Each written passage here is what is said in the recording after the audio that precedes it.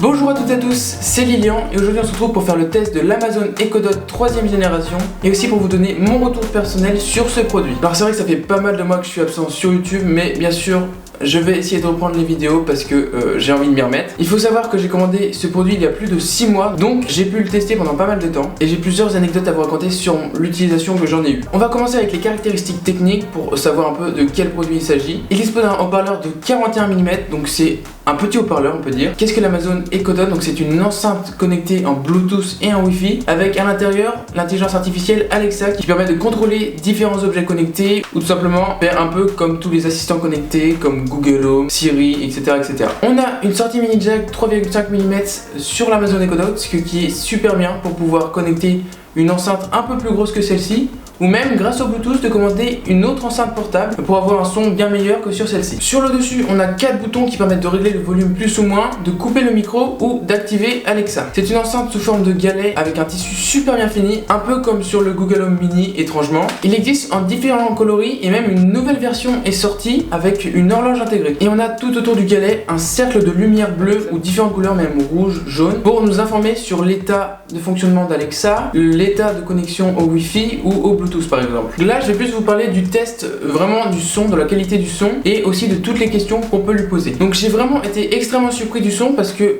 déjà de 1 il est fort et en plus il est hyper bon pour quand vous écoutez la radio, les médiums sont hyper bons. Il n'y a pas énormément de basse, c'est vrai, j'ai pu le tester, mais pour l'écoute de radio, de podcast, de vidéo, c'est vraiment hyper qualitatif. Dans un environnement un peu bruyant, les micros ne sont pas très performants. Donc à partir du moment où il y a plus de 2 ou 3 personnes dans votre pièce, ça devient un peu compliqué de détecter Alexa et de bien lui communiquer. Mais elle répond quand même à toutes les questions. Et sinon, il y a globalement un petit problème. Le petit problème, c'est qu'il faut être assez précis sur toutes les questions qu'on lui pose. Par exemple, si on veut allumer une certaine lampe, si on a des objets connectés, il faut dire exactement la phrase et on se met à parler presque comme un robot quelquefois parce que pour mieux nous comprendre, de temps en temps, il faut vraiment dire les bonnes phrases afin d'activer la bonne fonction sur Alexa. Mais après on peut tout configurer dans l'application. D'ailleurs je vais faire une partie dédiée à ça en fin de vidéo sur l'application. Donc je vais passer à mon utilisation personnelle et à mon avis personnel surtout sur cet Amazon Echo Dot. J'ai utilisé l'Echo Dot pendant plusieurs mois avant de ne plus l'utiliser car j'ai déménagé et c'est aussi la période sur laquelle je ne faisais plus beaucoup de vidéos, donc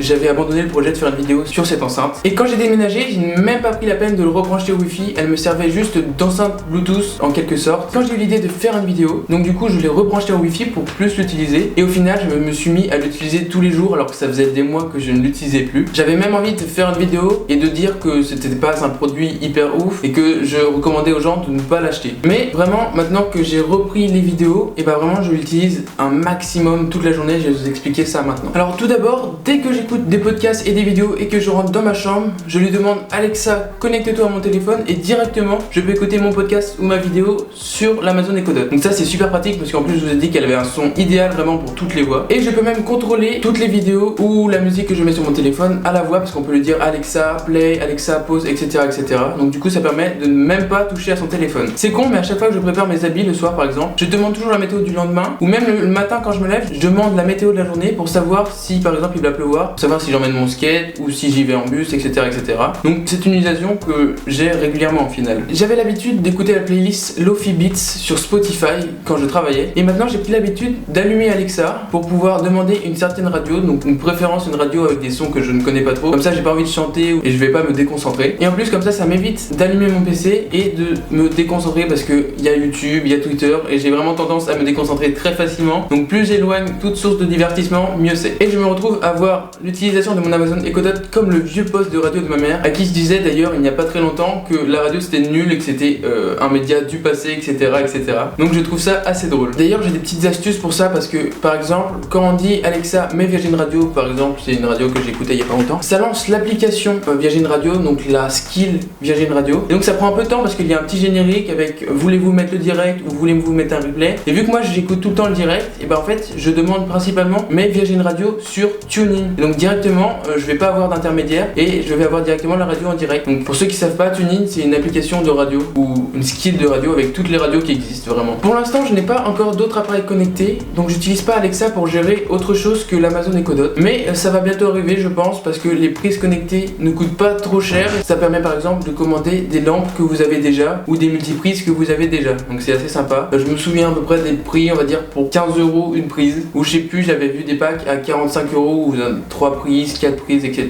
Du coup, c'est peut-être un des prochains achats en rapport avec l'Amazon Echo Dot. À chaque fois que j'ai un calcul à faire, je lui demande au lieu de sortir mon téléphone, surtout pour des petits problèmes de genre des calculs, multiplication, division, etc., etc. Mais aussi pour des conversions, par exemple dollars vers euros ou pouces vers centimètres. C'est des trucs courants que je fais et donc c'est assez pratique d'avoir ça à la voix sans être déconcentré. Au final, si je suis en train d'écrire quelque chose, je demande la conversion et j'ai pas besoin de sortir mon téléphone. Au niveau des cours, j'aime bien l'utiliser pour avoir des compléments de cours sur certaines parties ou pour m'éclairer sur certaines parties que je ne connais pas bien. Donc ça m'est arrivé il y a pas longtemps en histoire où je demandais un renseignement sur un des personnages qu'on a vu juste en exemple et j'avais envie d'en apprendre un peu plus pour tout simplement pouvoir agrémenter une dissertation ou un contrôle ou tout simplement pour la culture générale. Donc ça m'arrive plusieurs fois aussi de demander des informations sur Wikipédia ou des informations de culture générale dès qu'on a un truc qui se passe par la tête, qu'on veut savoir faire quelque chose, soit de la cuisine, des recherches des personnages, des dates, tout ce que vous voulez. Et du coup, ça me permet d'avoir n'importe quel renseignement que vous pourrez chercher sur internet. Et c'est un peu nouveau, non, ça m'était déjà arrivé avant. J'aime bien avoir un son d'ambiance la nuit. Donc d'habitude, il pleut tout le temps, donc du coup, je suis habitué à m'endormir avec la pluie ou le vent. Mais quand il pleut pas, j'aime bien lui demander Alexa, son ambiant orage. Et ça permet de mettre pendant 1 heure une boucle d'un son d'orage.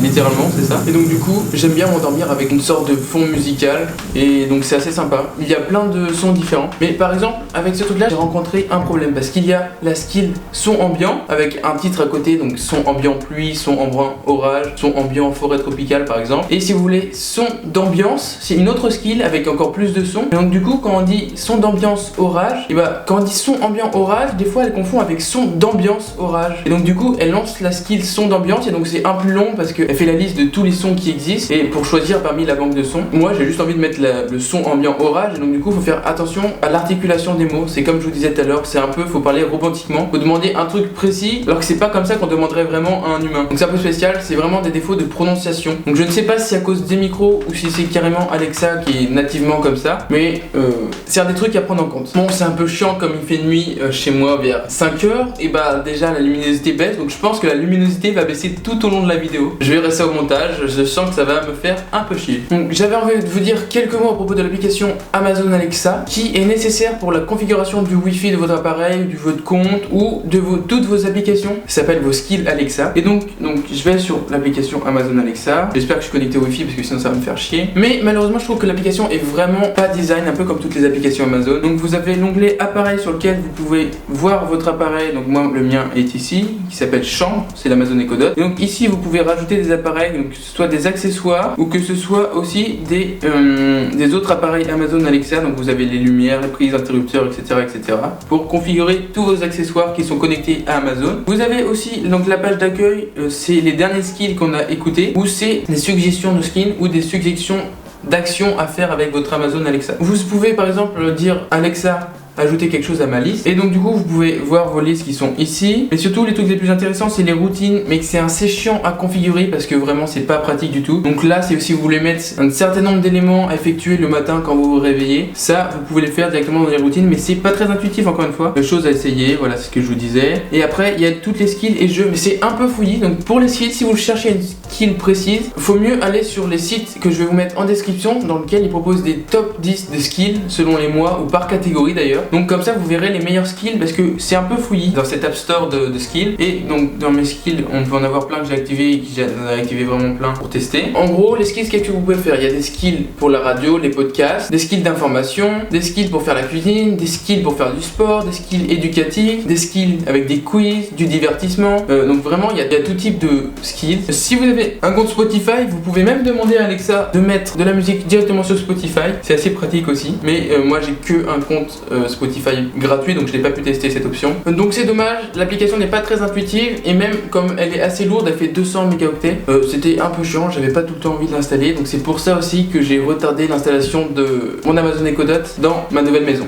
Aussi, j'ai oublié de vous dire qu'il y a un site hyper cool, je vous mettrai le lien dans la description, c'est le plus utile vraiment de tous, car il vous permet de connaître toutes les commandes Amazon possibles, enfin toutes les commandes Alexa possibles, et c'est vraiment génial. C'est comme ça que j'ai découvert des fonctionnalités que je n'avais pas soupçonnées de mon Amazon Echo Dot, et donc du coup, je vous le mets dans la description, c'est pareil que tous les autres. Donc c'est vraiment par catégorie, vous avez un nombre inimaginable de questions, d'ailleurs j'ai même pas fini de toutes les lire, et comme ça permet de découvrir des fonctionnalités, des choses qu'on ne faisait pas avec Alexa parce qu'on n'avait pas la connaissance. Donc maintenant ça me permet de découvrir de nouvelles choses ou d'avoir des nouvelles fonctionnalités sur l'Amazon Echo Dot. Donc vraiment pour conclure, je vais d'abord vous parler des points faibles. Les points faibles, c'est la captation vocale qui est perfectible, donc les micros omnidirectionnels qui sont pas très perfectionnés. Le rendu sonore qui est bien pour les voix, mais musicalement c'est pas une superbe enceinte. Je préfère écouter quand même de la musique sur une plus grosse enceinte que j'ai là, l'enceinte Logitech, une grosse enceinte, ou encore même la Sony XB10 a un meilleur son parce qu'elle a plus de basses, donc pour la musique c'est plus intéressant.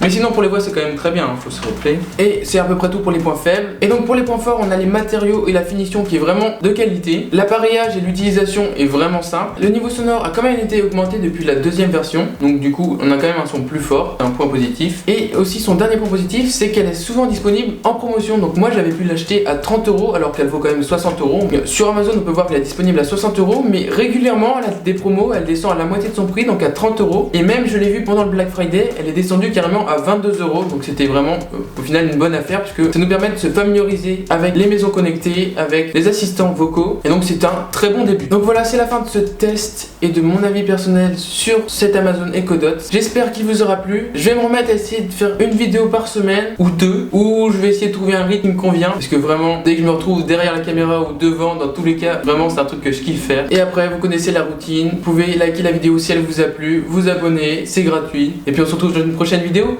Allez, salut!